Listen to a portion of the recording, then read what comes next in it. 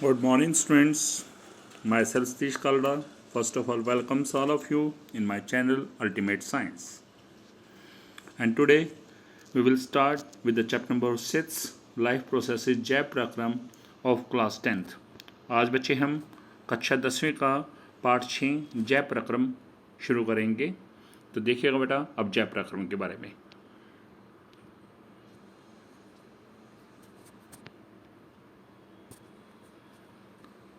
क्या है हमारा जय प्रक्रम. यदि हम बात करके चलें बेटा, सबसे पहले हम बात करते हैं जय प्रक्रम की. तो बच्चे आपके सामने मैं कुछ उदाहरण दे रहा हूँ कुछ जीवों के. पहला उदाहरण है गाय, कुत्ता, मेज, कुर्सी, पेड़, बच्चा आदि. अब मैं आपसे पूछता हूँ कि इन उदाहरणों में से कौन कौन से जीव सजीव हैं और कौन कौन से जीव निर्जीव हैं. तो आपने लोअर क्लासेस में पढ़ा है सजीव क्या होते हैं जिनमें जीवन होता है, निर्जीव में जिसमें जीवन नहीं होता. तो आपने क्या देखा, गाय हैं, कुत्ता है, या हमारे पास क्या कहें बच्चा है और पेड़. ये सब क्या है हमारे पास सांस ले सकते हैं, चल फिर सकते हैं, खाना खा सकते हैं. तो इन सब को हम क्या बोल रहे हैं सजीव. क्या बोल रहे हैं इन्हें सजीव. जबकि यदि बात करके चलता हूँ मेज़ है, कुर्सी है, ये अपनी जगह ही टिकी रहती है. दूसरी बात ये सांस नहीं लेती, खाना नहीं खाती, ठीक है, चल फिर नहीं सकती. तो इसलिए इसे क्या बोला हमने निर्जीव. अब हम पहले बात करते हैं सजीवों में क्या क्या गुण पाए जाते हैं, यानी कि what are the characters in the living organism. सजीवों को हम बोलते हैं लिविंग ऑर्गेनिजम्स. क्या है, सबसे पहला भोजन खाना, दूसरा क्या है चलना फिरना, तीसरा क्या है प्रतिक्रिया करना. प्रतिक्रिया करने का मतलब क्या होता है रिस्पॉन्स देना, ठीक है, और चौथा है सांस लेना. अब बात आती है वृद्धि करना. हम कहते हैं कि सजीवों में वृद्धि करने का गुण पाया जाता है, लेकिन ये गुण कुछ निर्जीवों में भी पाया जाता है. इसलिए हम वृद्धि करने के गुण को सजीवों में नहीं काउंट कर सकते. जैसे मैं उदाहरण की बात करके चलूँ कि हमारे पास यदि हम बात करके चलते हैं उदाहरण के तौर पे पहाड़ों की बात करके चलते हैं. हम जानते हैं पहाड़ों पर मिट्टी की लेयर्स बनती जाती हैं, लेयर्स बनती जाएंगी तो एक लेयर के और दूसरी लेयर, तीसरी लेयर, इस तरह से पहाड़ों की ऊंचाई बढ़ती जाती है, ठीक है. तो इस तरह से अब पहाड़ों की हाइट में क्या होगी वृद्धि होगी. लेकिन पहाड़ क्या है हमारे पास निर्जीव. क्या है निर्जीव. इसलिए हम वृद्धि करने को हम किस में हैं सजीवों के लक्षण के रूप में नहीं मान सकते. अब बात आती है जय प्रक्रम. क्या होता है जय प्रक्रम. जय प्रक्रम नाम से ही पता चल रहा है. जय मीन लाइफ, प्रक्रम मीन प्रोसेसेस. तो लाइफ प्रोसेसेस यानी कि वे प्रक्रम जो किसी जीव में पाए जाएंगे, जो जीव के कार्यों को सुचारू रूप से चलाने के लिए जरूरी हैं. तो वे सभी प्रक्रम जो किसी जीव में संयुक्त रूप से अनुरक्षण का कार्य करते हैं, यानी कि जीव के सर्वाइवल का, जीव की उत्तरजीविता का कार्य करते हैं या उसकी उत्तरजीविता के लिए रिस्पॉन्सिबल हैं, उन्हें हम क्या बोलते हैं जय प्रक्रम. तो वे सभी प्रक्रम जो किसी जीव में संयुक्त रूप से अनुरक्षण का कार्य करते हैं उन्हें जय प्रक्रम कहते हैं. यहाँ वैसे हमारे पास बहुत सारे प्रक्रम हैं, लेकिन यहाँ हम 4 प्रक्रम के बारे में इस पाठ में पढ़ेंगे. सबसे पहला है उदाहरण इसका पोषण. पोषण को क्या बोलते हैं न्यूट्रिशन. दूसरा है श्वसन. श्वसन क्या होता है सांस लेना. तीसरा क्या है वहन. वहन मीन क्या है हमारे पास श्वसन को बोलते हैं रेस्पिरेशन. वहन क्या है एक जहाँ से दूसरी जहाँ तक चीज़ों को प्रवाहित करना, तो उसको बोलते हैं ट्रांसपोर्टेशन. और एक है एक्सक्रीशन. एक्सक्रीशन क्या होता है उत्सर्जन, ठीक है, उसके उत्सर्जन आदि. अब पहले बात आती है पोषण.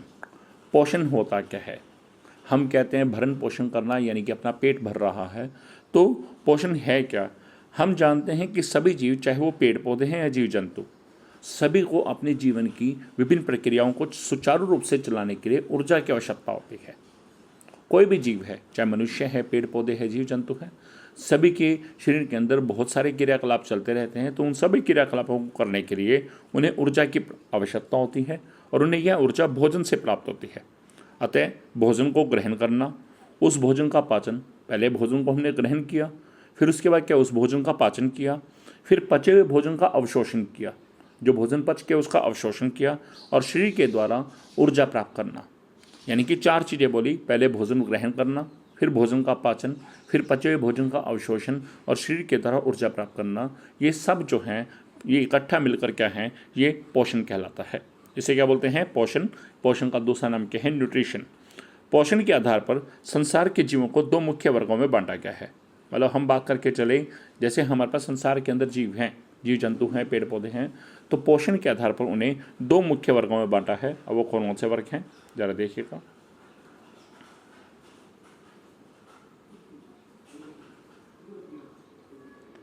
देखिए बेटा, अब पोषण दो तरह का है। सबसे पहला है स्वपोषी पोषण, जिसे इंग्लिश में क्या बोलते हैं, ऑटोट्रॉफिक न्यूट्रिशन। और दूसरा है विषम पोषी पोषण, इसे बोलते हैं हेट्रोट्रॉफिक न्यूट्रिशन। स्वपोषी नाम से पता चल रहा है, सब मीन अपने आप, पोषी मीन पोषण करना, यानी कि अपना भोजन स्वयं बनाना। और विषम पोषी मीन अपना भोजन स्वयं ना बनाना।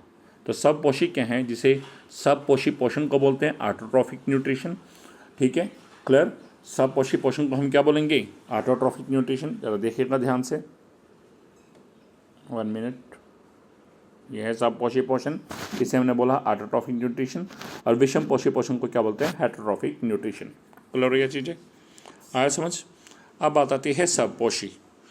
जब स्वपोषी पोषण को ऑटोट्रॉफिक न्यूट्रिशन है, तो स्वपोषी जीवों को क्या बोलेंगे, ऑटोट्रॉफ्स।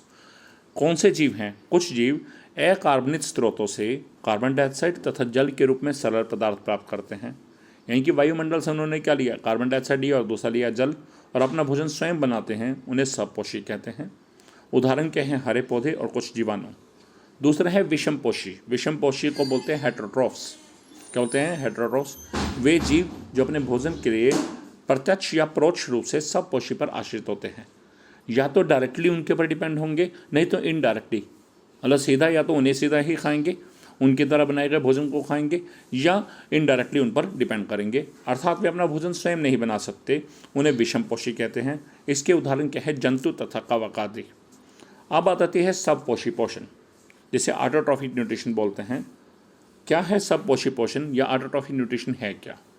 याद कीजिए, अपनी लोअर क्लासेस में एक प्रक्रम पढ़ा था, प्रकाश संश्लेषण। क्या होता है प्रक्रम और कौन शो करता है, हरे पौधे। हरे पौधे वायु से कार्बन डाइऑक्साइड CO2, मिट्टी से पानी में खनिज लवण लेकर सूर्य के प्रकाश और क्लोरोफिल की उपस्थिति में अपना भोजन स्वयं बनाते हैं। पोषण की इस विधि को स्वपोषी पोषण कहते हैं तथा हरे पौधों द्वारा भोजन बनाने की इस प्रक्रिया को प्रकाश संश्लेषण, या इसे इंग्लिश में बोलते हैं फोटोसिंथेसिस। प्रकाश को बोलते हैं फोटो और संश्लेषण को बोलते हैं सिंथेसिस। तो इसे प्रकाश संश्लेषण या फोटोसिंथेसिस कहते हैं। क्लियर हो गया चीज़ें, यह है हमारा स्वपोषी पोषण। क्लियर। अब आगे देखिएगा। अब हरे पौधों ने जब ये अपना भोजन बनाया, कार्बन डाइऑक्साइड, मिट्टी से, वायुमंडल से, वायु से कार्बन डाइऑक्साइड, मिट्टी से जल और खनिज लवण लेकर सूर्य के प्रकाश और क्लोरोफिल की उपस्थिति में अपना भोजन बनाया, तो वो भोजन किस रूप में बनेगा, वो भोजन बनेगा कार्बोहाइड्रेट के रूप में। हरे पौधों में यह भोजन कार्बोहाइड्रेट के रूप में बनता है, और ये कार्बोहाइड्रेट पौधों को ऊर्जा प्रदान करने में प्रयुक्त होते हैं। यानी कि पौधों को भी ऊर्जा चाहिए, जैसे हमें ऊर्जा चाहिए ऐसे पौधों को ऊर्जा चाहिए। इनमें से जो कार्बोहाइड्रेट पौधों द्वारा तुरंत प्रयोग में नहीं आता, कुछ ऐसा है, यदि जो कार्बोहाइड्रेट एक्स्ट्रा बन जाता है बॉडी के अंदर, प्लांट्स की बॉडी के अंदर, यानी कि पौधों में, उसे पौधे मंड के रूप में संचित कर लेते हैं। और जब उन्हें आवश्यकता होती है, ऊर्जा की आवश्यकता होती है, तो वो उस मंड से ऊर्जा प्राप्त करते हैं, और यह आंतरिक ऊर्जा के स्रोत में के रूप में उनमें संचित रहता है, और इस ऊर्जा को वो अपनी आवश्यकता अनुसार प्रयोग करते हैं। ऐसी प्रक्रिया मानव शरीर में भी देखी जाती है। हम जो भोजन खाते हैं वो मेनली कार्बोहाइड्रेट, रोटी खाते हैं, तो ग्लूकोज हमारी बॉडी के अंदर जाता है। लेकिन यदि ग्लूकोज एक्स्ट्रा चला जाए तो वो ग्लाइकोजन के रूप में हमारी बॉडी के अंदर इकट्ठा हो जाता है। जैसे पौधों में मंड के रूप में इकट्ठा हुआ है, हमारी बॉडी में ग्लाइकोजन के रूप में। पढ़ेंगे बेटा। ऐसी प्रक्रिया मानव शरीर में भी देखी जाती है, जहाँ मानव अतिरिक्त ग्लूकोज को ग्लाइकोजन के रूप में अपने शरीर में संचित कर देते हैं। इस प्रकार का पोषण, यानी कि स्वपोषी पोषण, कुछ जीवाणुओं में तथा नील हरित शैवाल में भी देखने को मिलता है। ठीक है। अब हम बात करें प्रकाश संश्लेषण क्या है और उनके चरण। प्रकाश संश्लेषण अभी आपने पढ़ा, हरे पौधों ने क्या करा, वायु से कार्बन डाइऑक्साइड, ठीक है, मिट्टी से जल और खनिज लवण लेकर सूर्य के प्रकाश और क्लोरोफिल की उपस्थिति में अपना भोजन बनाया। किस रूप में बनाया, कार्बोहाइड्रेट के रूप में। तो इस प्रक्रिया को हमने क्या बोला है, प्रकाश संश्लेषण। तो एक ऐसा प्रक्रम जिसमें स्वपोषी बाहर से लिए गए पदार्थों जैसे CO2 तथा H2O को लेकर सूर्य के प्रकाश और क्लोरोफिल की उपस्थिति में इन्हें कार्बोहाइड्रेट या ग्लूकोज में बदल देते हैं, प्रकाश संश्लेषण कहलाता है। ठीक है। आप ज़रा देखिएगा प्रकाश संश्लेषण की, यहाँ एक समीकरण है प्रकाश संश्लेषण की, वो दिखा रहा हूँ मैं आपको। क्या है समीकरण, देखिएगा।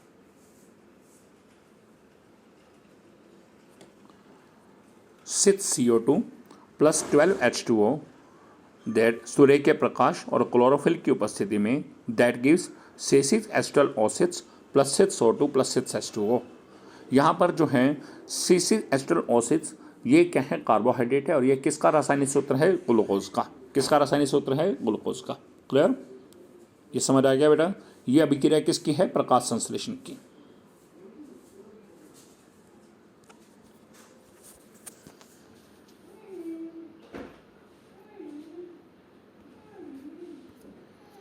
एक मिनट बच्चे,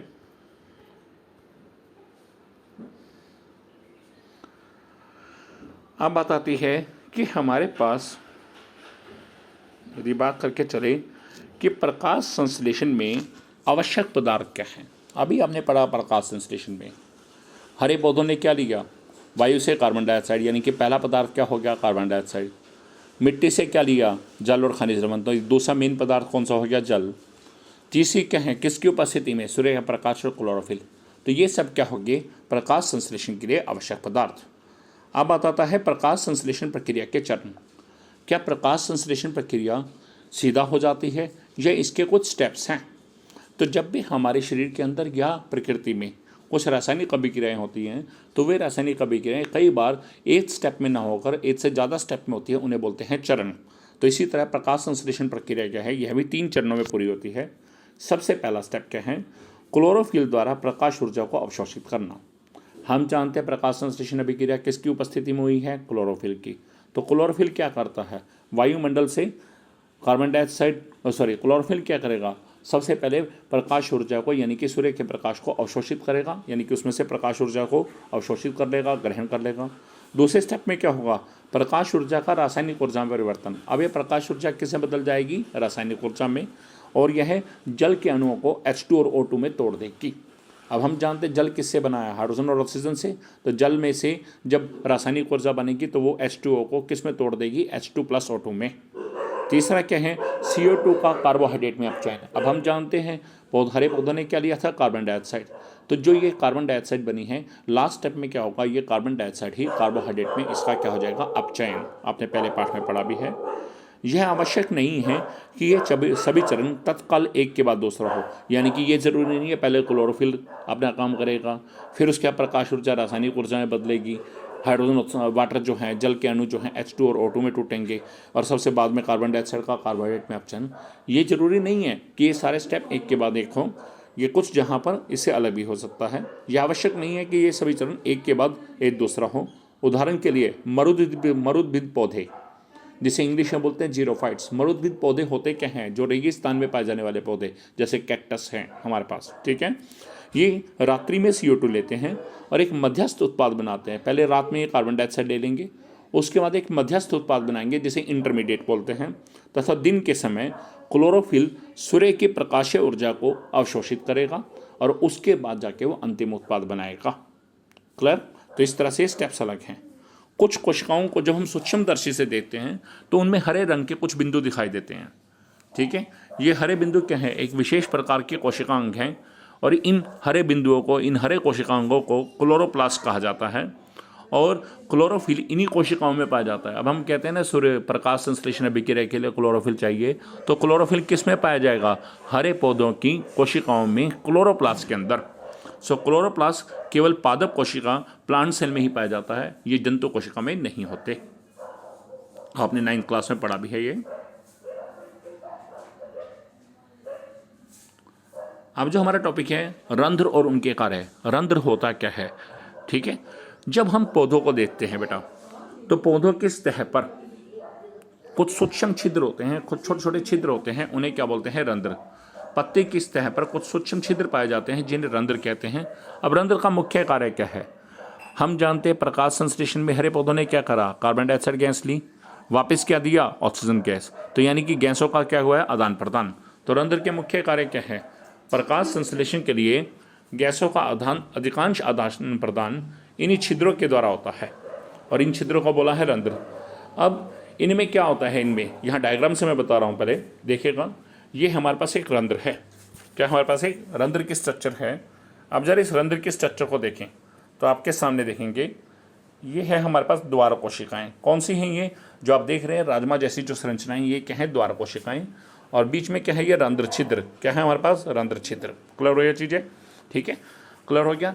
और ये हरित लवक क्या हो गया हमारे पास? वही क्लोरोफिल। क्या हो गया हमारे पास? क्लोरोफिल। इस तरह से यानी कि हर स्टोमेटा या हर रंध्र के अंदर, रंध्र को हम क्या बोलते हैं? स्टोमेटा। हर रंध्र के अंदर 2 कोशिकाएं होंगी, राजमा जैसे आकार की कोशिकाएं, जिन्हें क्या बोलते हैं? द्वार कोशिकाएं। बीच में एक रंध्र छिद्र होगा और ये रंध्र छिद्र है, ये खुलता और बंद होता है, लेकिन ये किसके द्वारा होता है? इसके खुलने और बंद करने को कौन नियंत्रित करता है? द्वार कोशिकाएं। कौन नियंत्रित करता है? द्वार कोशिकाएं। अब जरा समझेगा। रंध्र के मुख्य कार्य: प्रकाश संश्लेषण के लिए गैसों का अधिकांश आदान प्रदान इन्हीं छिद्रों के द्वारा होता है। इनमें एक विशेष प्रकार की कोशिकाएं, द्वार कोशिकाएं, जिसे इंग्लिश में गार्ड सेल्स बोलते हैं, गार्ड सेल्स पाई जाती हैं, जो इन रंध्रों के खुलने और बंद होने को नियंत्रित करती है। पौधों को प्रकाश संश्लेषण के समय ये रंध्र अहम भूमिका निभाते हैं। अब हम बात करते हैं कैसे ये अहम भूमिका निभाएंगे, कैसे गैसों का आदान प्रदान करेंगे। जब द्वार कोशिकाओं में जब जल अंदर आता है, जब जल इनके अंदर जाएगा तो ये फूल जाती हैं, जिससे रंध्र का छिद्र खुल जाता है। और इसी प्रकार जब द्वार कोशिकाओं से जल बाहर आता है तो वे सिकुड़ जाती हैं और रंध्र का छिद्र बंद हो जाता है। तो जब प्रकाश संश्लेषण के लिए CO2 की आवश्यकता पौधों को नहीं होती, मान लो रात के समय, तब पौधा इन छिद्रों को बंद कर देता है तथा आवश्यकता पड़ने पर इन छिद्रों को खोल भी देता है। अब ये रंध्र और कहाँ हेल्पफुल हैं? इस प्रकार से इन्होंने गैसों का आदान प्रदान, यानी कि रंध्र खुलेंगे, कार्बन डाइऑक्साइड अंदर आ जाएगी, और रंध्र बंद होंगे तो कार्बन डाइऑक्साइड बाहर चली जाएगी। यानी कि जब कार्बन डाइऑक्साइड की आवश्यकता है तो रंध्र खुल जाएंगे, यानी कि जल ग्रहण करके द्वार कोशिकाएं फूल जाएंगी। और यदि हमारे पास CO2 की आवश्यकता नहीं है तो जल की हानि होगी और उस समय में द्वार कोशिकाएं बंद हो जाएंगी और सिकुड़ जाएंगी और हमारे पास रंध्र बंद हो जाएंगे। दूसरा और क्या है हमारे पास रंध्र का कार्य?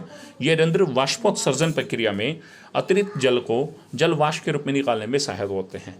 आपने देखा होगा कई बार पौधों की पत्तियों की सतह पर छोटी छोटी सी पानी की बूंदें होती हैं, जिसे हम ओस की बूंदें बोलते हैं। ये वास्तव में क्या है? जल, पौधों के अंदर जो अतिरिक्त जल है वो जल वाष्प के रूप में बाहर निकल रहा है। इस प्रक्रिया को हम क्या बोलते हैं? वाष्पोत्सर्जन। क्या बोलते हैं इसे? वाष्पोत्सर्जन। तो रंध्र इसके लिए भी हेल्पफुल है। अब आते हैं स्थलीय पौधे प्रकाश संश्लेषण के लिए आवश्यक जल की पूर्ति। अब हमें जानते हैं कि पौधों को क्या है? मिट्टी से जल ले रहे हैं और खनिज लवण। तो स्थलीय पौधे प्रकाश संश्लेषण के लिए आवश्यक जल की पूर्ति जड़ों द्वारा मिट्टी में उपस्थित जल के अवशोषण से करते हैं। मिट्टी में जो जल पाया जा रहा है उसको अवशोषित करेंगे। इसके अतिरिक्त नाइट्रोजन, फास्फोरस, लोहा तथा मैग्नीशियम जैसे खनिज पदार्थ भी वे मिट्टी से लेते हैं। और इनमें से नाइट्रोजन जो है एक बहुत आवश्यक तत्व है, जिसका उपयोग प्रोटीन और अन्य यौगिकों के निर्माण में भी किया जाता है। क्लियर हो गया चीज़? ये आज का था हमारा फर्स्ट वीडियो। ठीक है, इस वीडियो को आपने समझा। इस वीडियो को आपको उम्मीद करता हूँ कि आपको ये मेरा जैव प्रक्रम पाठ का जो पहला टॉपिक है ये बहुत अच्छे से क्लियर हो गया होगा। इन केस यदि आपको कहीं भी कुछ डिफ़िकल्टी लगती है, ठीक है, इन केस आपको कहीं भी कुछ डिफ़िकल्टी फील होती है, हाँ जी स्टूडेंट्स, उम्मीद करता हूँ कि आपको मेरे टॉपिक बहुत अच्छे से क्लियर हो गया होगा। इन केस यदि आपको फिर भी कहीं कुछ डिफ़िकल्टी फील होती है तो आप मेरी वीडियो को दोबारा ध्यान से देखिएगा, और मेरे इस तरह के वीडियोस को दोबारा प्राप्त करने के लिए या आगे भी प्राप्त करने के लिए आप मेरे चैनल अल्टीमेट साइंस को सब्सक्राइब कीजिएगा, और सब्सक्राइब करने के साथ नोटिफिकेशन बेल को क्लिक कीजिएगा और साथ में ऑल सेलेक्ट कीजिएगा। ठीक है, इससे आप मेरे जितने भी नए वीडियोस बनाए जाएंगे वो सभी आप आसानी से देख पाएंगे। तब तक के लिए bye, thanks and best wishes.